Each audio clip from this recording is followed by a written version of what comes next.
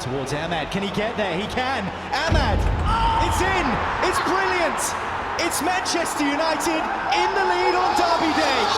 And that just gave a player prepared to run forward as well. And also Bruno's chance came from somebody actually running forward. And a brilliant moment for him. And well deserved. He's got a bit of energy, he's got a bit of quality. Amad Diallo is slowly becoming the game changer we envisioned in Anthony, Mason Greenwood and Sancho. And he is the ultimate example of how hard work and a humble attitude will get you far more than a big ego and arrogance. So this was definitely a mad performance from him in the Manchester derby, which arguably put him on the world stage for the first time. But still, how good is he really, and what is the ceiling for him? Let's find out. First, let's recap his numbers over the last month. Since the departure of Erik ten Hag, Amad Diallo has contributed a total of 8 goals in 770 minutes of action for Manchester United in all competitions, which equates to a contribution every 96 minutes. Yes, his stats don't exactly scream wow, but let's be honest, his performances on the pitch are much more than that. Let's take a look at his most recent display as an example. The match against Man City was his first ever start for Man United in a Manchester derby in the Premier League. Yes, he played for about an hour in the Community Shield earlier in the season, but last week was his first top-flight start and, well, he announced himself in the best possible way.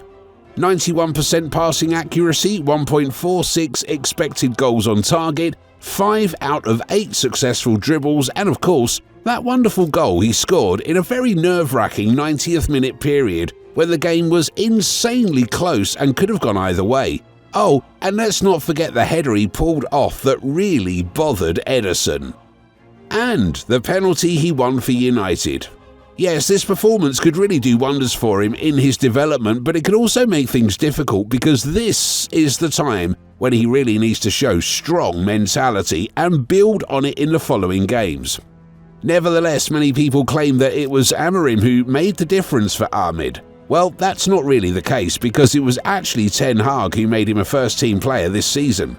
Yes, the Dutchman really did screw up 101 out of 100 things at Old Trafford, but there's no denying that his confidence in Diallo could go down as one of the few positives he left behind after his forgettable spell at United. Ten Hag's quest to trust Amad Diallo began in pre-season.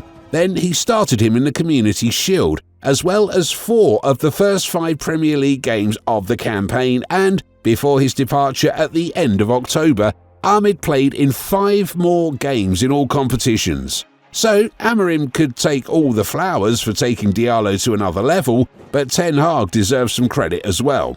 On the other hand, however, what is the key difference between the tactical approaches of the 2 coaches that prevented Diallo from reaching his full potential under Ten Hag, but allowed him to flourish under Amorim? Well, first things first, Ten Hag was a very positional coach, playing a 4-2-3-1 formation with Diallo on the right wing. On paper, this looked like a good formula for getting the best out of Diallo, but in reality, it just didn't happen. In Ten Hag's system, Diallo was often stuck on the sidelines with no chance of making an impact on the game. He is simply not the type of winger who excels at hugging the touchline. Garnacho, for example, is that type of player. He's quicker on the ball and could really use his pace to go one-on-one with a defender.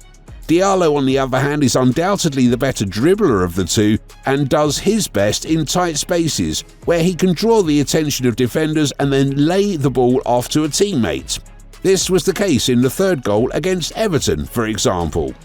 He received a pass in open space and 5 seconds later he put it on a plate for Rashford to finish. So yes, to put it simply, Ten Hag's tactics simply didn't complement Diallo the way Amorim's do. And the stats bear that out. In the Dutchman's entire time at Old Trafford, Diallo had just 5 goal involvements to his name, while last month alone he had 8 goals plus assists in all competitions. But do you know what makes Diallo so special under Amorim? Before we reveal the secret, please take 5 seconds of your time to subscribe to our channel. If you need more proof of our football quality, just stay to the end to be sure. So the biggest difference in Diallo's performance is his proactivity in the defensive part, as we can see here and here. Diallo takes the ball away by himself, but he doesn't need anyone like Ugarte or Casemiro or Diallo or Mazraoui to make it for him. No, Ahmed intercepts it using his immense intelligence on where to position himself and also his fascinating speed to push harder and finally make an assist or score a fabulous goal. On top of that, you could be sure that this won't be the last time this season when he does that. Oh, and let's not forget that in the goal against PAOK, he really showed Antony how to cut inside effectively and score at the far post. If you remember, this was one of the Brazilian's trademarks at Ajax, and it was one of the reasons why Man United paid 100 million euros for him. But it turns out that a young boy named Amad Diallo manages to show much more class and demonstrates that reputation is built with dedication, not arrogance. And stepping onto that topic, let's run the years back following Ahmed's path to Manchester United, because it turns out that many Man U fans actually think that Diallo is an academy product. Well, that's not the case, even though it makes sense. So, born in Abidjan in 2002, Ahmed grew up in a football-obsessed environment. Didier Drogba, Gervinho, Yaya Touré, the Ivory Coast has always been one of the most football-mad countries in Africa. And well, Ahmed was one of those kids who knew his destiny from an early age. At just 10 years old, Ahmed moved to Italy with his family and settled in the town of Bibbiano. There he began training with local youth teams, and his raw ability quickly made him stand out. By the time he joined Atalanta's academy in 2015, it was clear there was a special talent in the making. His close control and blistering pace, qualities that still set him apart from other wingers, turned heads every time he stepped onto the pitch. And one of those heads was that of an Atalanta scout who fell in love with Ahmed. He soon signed a contract with the Bergamo side, made his debut in 2019 and also scored his first goal at a professional level that same year. But what awaited him in the months to come would have surprised even himself. In 2021, Manchester United knocked on his door with an astronomical offer, given his reputation and age at the time, and he never returned to Atalanta. The Red Devils were open to securing his services with an offer in excess of 40 million euros. And just to give you an idea of how high that is, Real Madrid snatched Vinicius Jr. and Rodrigo for that same fee a couple of years earlier. So 41 million euros for a 19-year-old boy from the Ivory Coast was a big deal. He showed some flashes of brilliance early on at Old Trafford, including a winning header against AC Milan in the Europa League last 16. But overall, Diallo's chances of making an impact in an already talented attack were slim. Bruno Fernandes, Rashford, Edison Cavani and Anthony Martial were all starring for United at the time, and there was simply no space for Ahmed. 2 loan spells followed, first at Rangers, then at Sunderland, but it was the latter that really showed his potential. At the Stadium of Light, he was the electricity that ignited the flame in the Sunderland attack.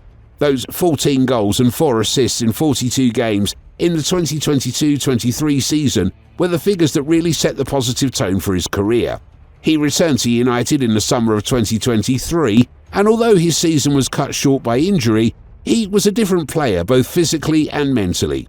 His pace, creativity, range and long-range shooting, all the things that had made him stand out as a youngster, were now many times better. Then there was the game-changing finesse to his game, and that's winner against Liverpool in the FA Cup quarter-finals back in March. Then there was 24-25, the season in which he is finally announcing himself on the biggest stage. Yes, call me crazy, but with a little more maturity, Amad Diallo could really be compared to one of the biggest, if not the biggest talent in the world at the moment, Lamine Yamal.